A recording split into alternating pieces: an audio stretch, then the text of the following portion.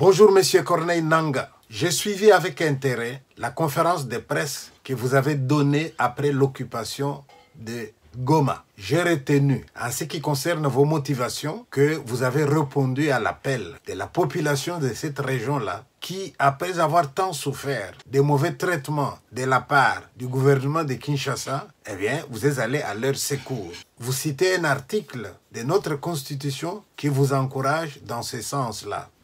Nous voici aujourd'hui dans la ville de Goma pour répondre aux multiples appels de détresse de nos compatriotes qui vivaient une situation d'insécurité sans précédent qui leur a été imposée par la coalition du régime de Kinshasa.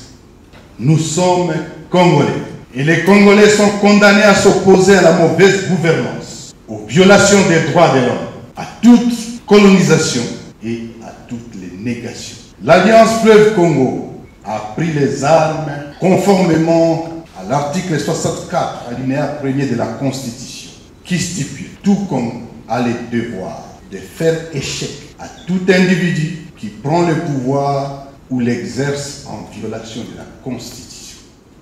Nous sommes des Congolais. Nous ne sommes pas ce que eux prétendent de nous. Nous sommes ce que nous vous disons. Nous sommes ici à Goma pour y rester comme Congolais et protéger la population contre les incivils. Nous allons continuer la marche de libération jusqu'à Kinshasa. Je vous remercie. En m'adressant à vous, j'aimerais partager avec vous mes inquiétudes.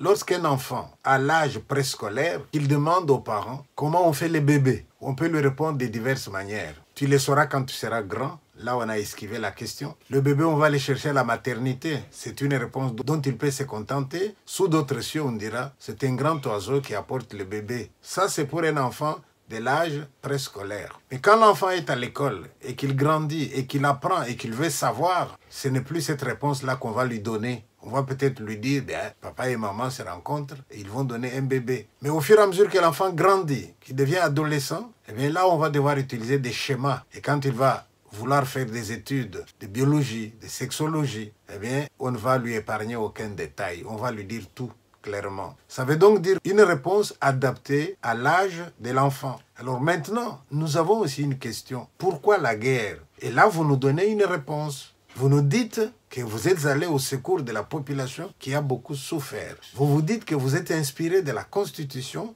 Maintenant, M. Nangaa, je voudrais juste vous poser une question. À quel niveau situez-vous le peuple congolais? De manière générale, vous pensez que le peuple congolais a l'âge préscolaire pour gober cette explication-là? Je ne partage pas ce point de vue-là. Vous savez pourquoi? Parce que vous-même, vous avez répondu à une interview d'un journaliste européen qui vous demandait si vous n'étiez pas fâché parce que vous aviez perdu des carrés miniers. Imaginons que ce soit vrai, que vous ayez perdu des carrés miniers et les ravisseurs et vous. Est-ce que sur ce point-là, vous respectez la Constitution?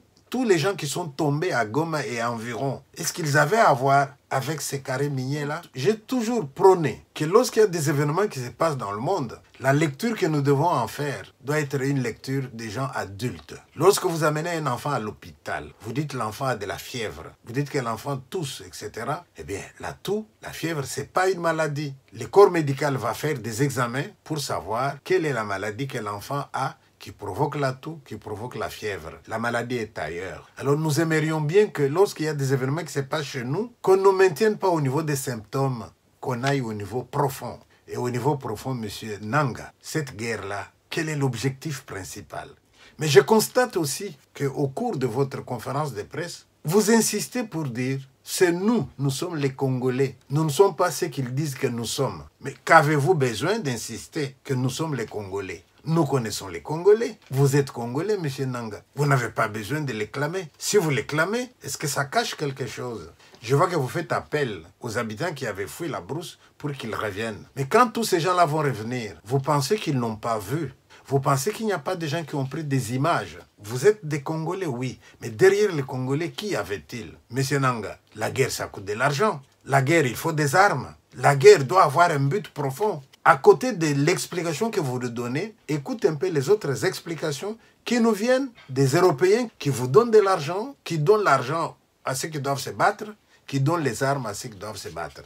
Depuis plus de 30 ans, le conflit qui ensanglante la région du Kivu et plus largement l'est de la RDC ne cesse de préoccuper la communauté internationale sans pour autant qu'elle prenne une position claire et sans ambiguïté. À chaque action des milices, à chaque drame, une condamnation, un soutien et rien de plus. Avec la prise de Goma par le M23, nous atteignons un point de bascule. Là encore, il n'y a eu qu'un soutien à la RDC et une condamnation du M23 et du Rwanda. Alors, n'est-il pas temps, Monsieur le Ministre, d'aller au cœur et au fond du problème, c'est-à-dire de prendre enfin des sanctions ciblées contre le M23 et surtout contre les deux pays qui le soutiennent et l'arment depuis bien trop longtemps, à savoir l'Ouganda et le Rwanda. La France condamne fermement l'offensive menée par le M23 et soutenue par les forces armées rwandaises. Rien que pour vous rappeler, l'Union européenne finance à hauteur de 20 millions l'armée rwandaise pour intervenir au Mozambique, sans aucune garantie ni aucun contrôle que ce financement n'aille pas ailleurs.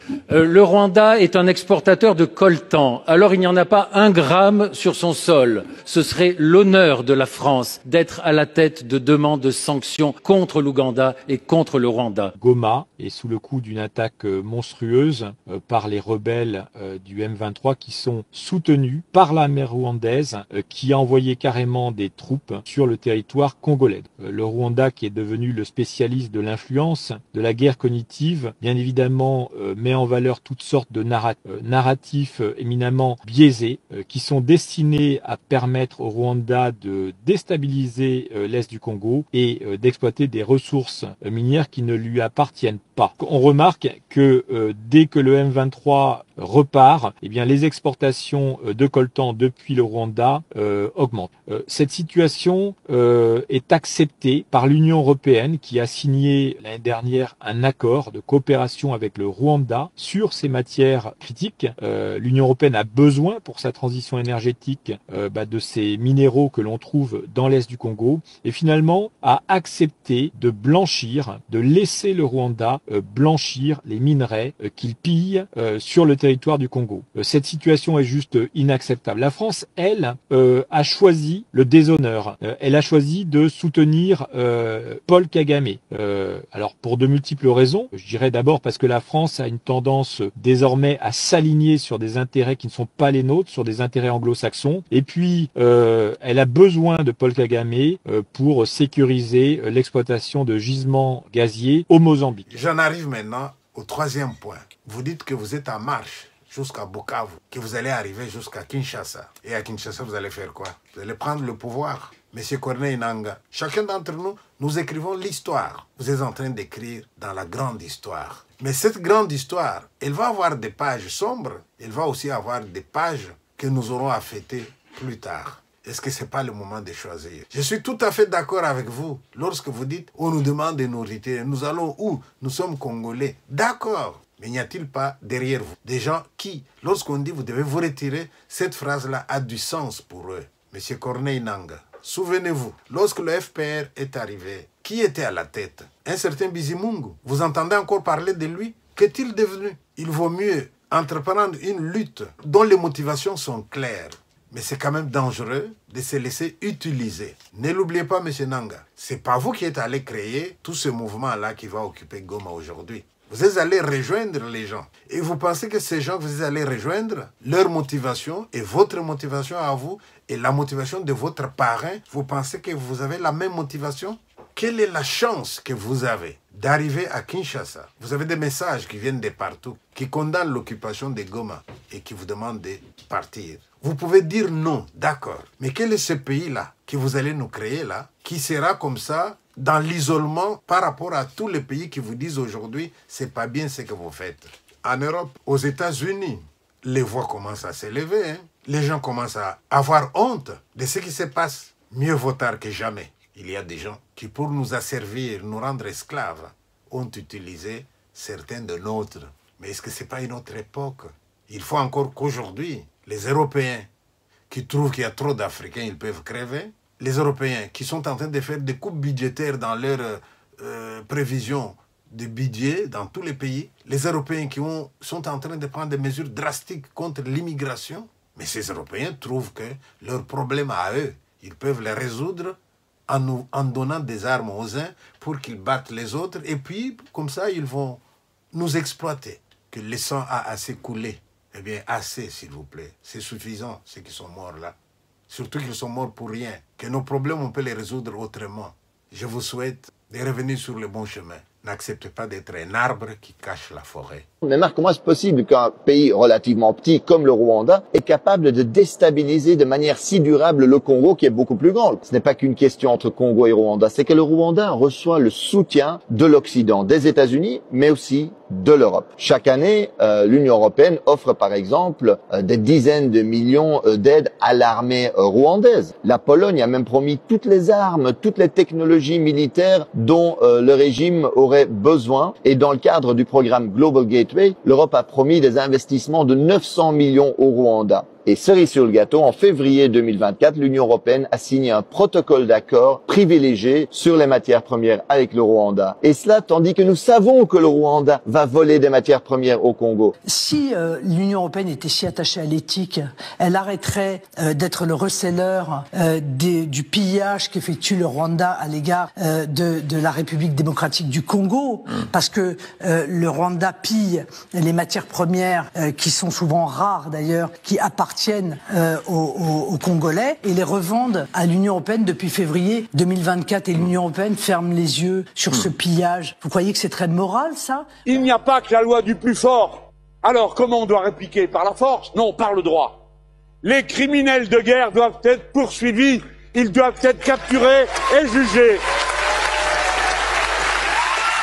Les frontières doivent être respectées. Le Rwanda doit évacuer le Congo, où il n'a rien à faire. Voilà. Je vous remercie. À peine mourrait-on pour injuste. Quelqu'un peut-être mourrait-il pour un homme de bien. Mais Jéhovah Dieu, tu as prouvé ton amour et ta grâce envers moi. On sait que lorsque j'étais encore pécheur, Christ est mort pour moi, autant marqué. Ennemi que j'étais, tu as fait de moi ton ami. Tu partages avec moi les moments les plus profonds de tes intimités. Tu es à moi, je suis à toi, et entre nous deux c'est même dans la mort.